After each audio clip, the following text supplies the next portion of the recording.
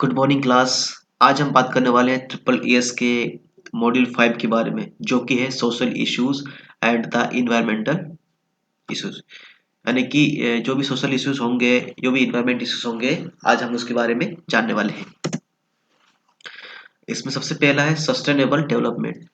Sustainable development refers to development that meets present needs without damaging the environment। इसका मतलब ये है कि जो भी आज आज हमें डेवलपमेंट हो रही है और हमें इसकी ज़रूरत है, वो डेवलपमेंट होती रहेगी और किसी भी ज़रूरत को पूरी करने के लिए और उसके लिए किसी भी इन्वायरमेंट को डैमेजिंग नहीं होना चाहिए। ठीक है। अब इससे का उल्टा आता है अनसस्टेनेबल डेवलपमेंट। तो उसमें क्या होता है कि जो भी आज हम डेवलपमेंट कर रहे हैं, उसमें डेवलपमेंट तो हो रहा है, जो भी आज हमारा नीड है उसको पूरा तो कर रहा है, लेकिन आने वाले भविष्य के लिए वो खतरा साबित होता है। क्योंकि जैसे फॉसिल फ्यूल्स है, आज तो मतलब अवेलेबल है हमारे लिए, लेकिन आने वाली जनरेशन के लिए वो खत्म हो जाएगा, क्योंकि ये प्राकृतिक फ्यूल्स होता है और एक दिन खत्म हो जाएगा। ठीक है। Urban problem related to energy. देखो, रैपिड पॉपुलेशन ग्रोथ। आजकल क्या है कि सिटी में कोई भी मतलब पढ़ाई करने के लिए, जॉब के लिए, सारी चीज़ें के लिए गांव से या फिर किसी मतलब रूरल एरिया से लोग अर्बन एरिया में आ रहे हैं, शिफ्ट हो रहे हैं। तो उनके लिए ज़्यादा रहने के लिए जगह चाहिए। ठीक है। पीने के लिए पानी चाहिए, यूज़ करने के लिए एनर्जी चाहिए। तो ये इसमें rapid population growth in cities. High energy consumption. जब ज़्यादा लोग होंगे तो ज़्यादा एनर्जी भी कंज्यूम करेंगे। ज़्यादा खाना चाहिए, ज़्यादा फूड चाहिए, ज़्यादा लाइट चाहिए, ज़्यादा व्हीकल चाहिए। ठीक है। Increase pollutions. जब ज़्यादा लोग रहेंगे तो ज़्यादा उसमें पोल्यूशन भी ज़्यादा आएगा। ठीक है? जितनी ज़्यादा ज़्यादा भीड़ होगी, उतनी ज़्यादा वहाँ पर पोल्यूशन भी फैलेगा। Water conservation. पानी को बचाना बहुत जरूरी है, क्योंकि पानी पूरी धरती पर 30%, 70% पानी की उसमें से मतलब मान ली जाए कि 100% पानी, तो उसमें से 1% पानी पीने लायक पानी है, बाकी पानी पीने लायक पानी नहीं है। ठीक है। तो रेन वाटर हार्वेस्टिंग। तो इसमें था रेन वाटर हार्वेस्टिंग। जो पानी वर्षा होती है उसको हार्वेस्टिंग करके हम पानी को अपने यूज के लिए रख सकते हैं। ठीक है। ये जो छत पे से पानी आता है उसको एक किसी टैंक में स्टोर करना। ठीक है। जो पानी ऐसे रोड वगैरह पे, आंगन वगैरह पे बहता है पानी, उसको मतलब बढ़िया तालाब वालाब बना के उसको भी वहाँ पे एक टैंक बना के उसको हार्वेस्ट करना, ताकि हम उसको फ्यूचर में यूज कर सके, यानी कि आने वाले दिनों में उसका यूज कर सके। Watershed management. बेसिकली वाटरशेड यानी कि कोई जब पानी गिरता है, तो पानी जब पानी वर्षा होती है, तो पानी गिरने के बाद जो बूंदें होती है वो एक तरफ किसी एक जगह पे इकट्ठी हो जाती है। तो हमें उसको सही तरीके से मैनेज करके हम वहाँ पे वाटरशेड बना सकते हैं।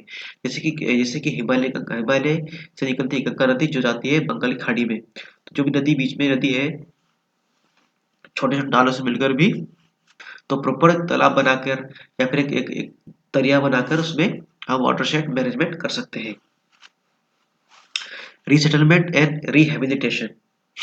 जब कोई प्रोजेक्ट बनता है या फिर कोई रोड बनती है या फिर कोई ऐसी एरिया में जहाँ पे लोगों को नुकसान हो सकता है, बाढ़ संभावित क्षेत्र, जो समुद्र तट के आसपास जो गांव वगैरह होते हैं उनको, ठीक है, उनको एक जगह से दूसरी जगह तक ले जाना और उनका डेवलपमेंट करना क्या कहलाता है? Resettlement and rehabilitation, R&R। ठीक है। देखते हैं इसकी डेफिनेशन क्या कहती है। Development project often displace people, leading to social, economics and psychological problems. ठीक है। इसमें आता है इन्वायरमेंटल इथिक्स।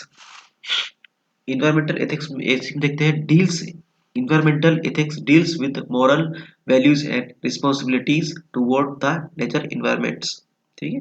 इसमें आता है global environment issues, climate change. बहुत लंबे समय तक क्लाइमेट चेंज यानी वेदर में चेंजेस क्या कहलाता है? क्लाइमेट चेंज कहलाता है। ग्लोबल वार्मिंग, अर्थ की सरफेस का गर्म हो जाना ग्लोबल वार्मिंग कहलाता है। एसिड रेन, पानी की वर्षा के साथ बहुत सारी जो गैसें होती है, जो एसिड होता है वो गिरता है, जो अम्ल होता है वो गिरता है। ठीक है।